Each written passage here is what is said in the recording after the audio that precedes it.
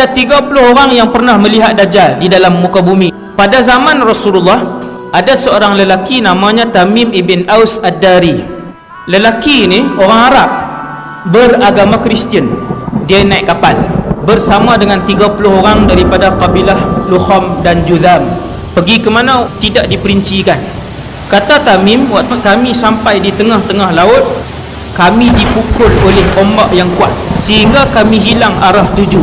Selama 30 hari, sebulan duduk di tengah lautan.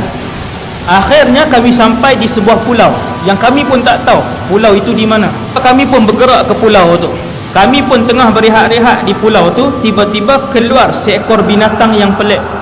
Binatang ini berbulu lebat sehingga menutup seluruh bahagian badannya. Kemudian binatang ni pun datang dekat. Kemudian dia bercakap, "Siapa kalian?" Kami pun jawab, "Kami adalah pemuda-pemuda Arab Kristian daripada semenanjung tanah Arab." Tamim pun bertanya pada binatang tadi, "Siapa kamu?" Binatang tu jawab, "Ana al-Jassasah." 30 orang ni tanya, "Jassasah tu apa?" Dia tak jawab. Dia kata, di tengah-tengah pulau ada satu orang yang sudah lama menunggu kabar berita daripada orang lain. Mereka pergi ke tengah-tengah pulau. Kata Tamim, kami pun masuk ke dalam. Kami mendapati di dalam itu ada satu orang lelaki, tubuhnya sangatlah besar. Dia bersandar ke dinding gua itu dalam keadaan kedua-dua tangannya dan kedua-dua kakinya diikat dengan satu rantai besi yang tak boleh bergerak. Kedua-dua pahanya dirapatkan ke dadanya. Kemudian lelaki yang berambut panjang itu, kerinting yang sangat kerinting. Lelaki itu bertanya kepada kami, "Man antum?" Kamu semua ni siapa? Kami Arab ni daripada semenanjung tanah Arab, naik kapal, panjang cerita. Kemudian kami pun tanya kepada lelaki tadi, "Siapa kamu?" Jadi dia tak jawab. Kemudian dia tanya beberapa soalan, 4 soalan. Soalan pertama lelaki ni tanya, "Kamu semua tahu tak tentang Tasik Tabariyah?" Yang ramai-ramai ni jawab, "Tahu." "Macam mana keadaan Tasik itu?" "Oh, airnya masih banyak."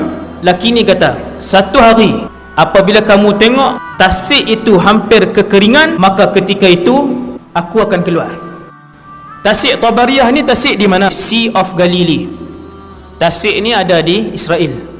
Tuan-tuan boleh tengok tasik itu hari ini setiap tahun dia mengalami kesurutan. Dia tanya soalan yang kedua, "Bagaimana keadaan ladang Baisan?" 30 orang ni jawab, "Ladang tu masih berbuah, kurmanya banyak." Laki yang kena ikat tu kata, "Satu hari ladang itu tidak akan lagi mengeluarkan buah." Ladang Baisan di Palestin. Ladang Baisan 1400 tahun yang lalu dia ladang kurma. Ladang tu dah jadi tanah lapang. Dan dia kata, apabila kalian melihat Nakhlu Baisan tidak lagi mengeluarkan buah, maka ketika itu zaman untuk aku muncul telah hampir. 3. Laki yang kena ikat tu tanya, "Bagaimana keadaan mata air Zuhar?" Mereka ni jawab, "Mata air Zuhar airnya banyak." Dia kata, "Satu hari mata air itu akan kering." Yang alim yang menafsirkan dan mencari Ain Zuhar ni adalah mufti Mesir yang lepas, Dr. Ali Jum'ah. Dia buat kajian dan mereka mendapati Ain Zuhar itu merujuk kepada Laut Mati. Laut Mati itu 100 tahun yang lalu penduduk di situ sebut Ain Zuhar. Ketika kumpulan ulama daripada Mesir termasuk mufti Mesir yang lalu pergi ke situ, orang kampung sebut, "Wahai Tuan Mufti, dulu di sini adalah sebahagian daripada Laut Mati itu." Dia tunjuk satu pokok jauh daripada Laut Mati itu. Dia kata, "Wahai Tuan Guru, dulu di pokok itu, situ masih lagi digenangi oleh Laut Mati. Dan hari ini dah mula surut." Soalan yang keempat, lelaki ni dia tanya, "Apakah Nabi yang tak pandai membaca dan menulis telah pun diutuskan?" 30 orang ni pun jawab, "Ya, Nabi itu telah pun diutuskan oleh Allah dan dia telah pun berhijrah daripada Mekah ke Yathrib, Madinah." "Adakah dia berperang dan dia diperangi?" "Ya, Nabi itu diperangi." "Adakah dia menang?" Dia pun jawab, "Ya, setiap kali peperangan dia menang." Maka lelaki itu pun kata, "Alangkah beruntungnya siapa yang ikut Nabi. Sesungguhnya," kata lelaki tadi, "hanya kalian sahaja diizinkan oleh Allah untuk sampai ke pulau ini dan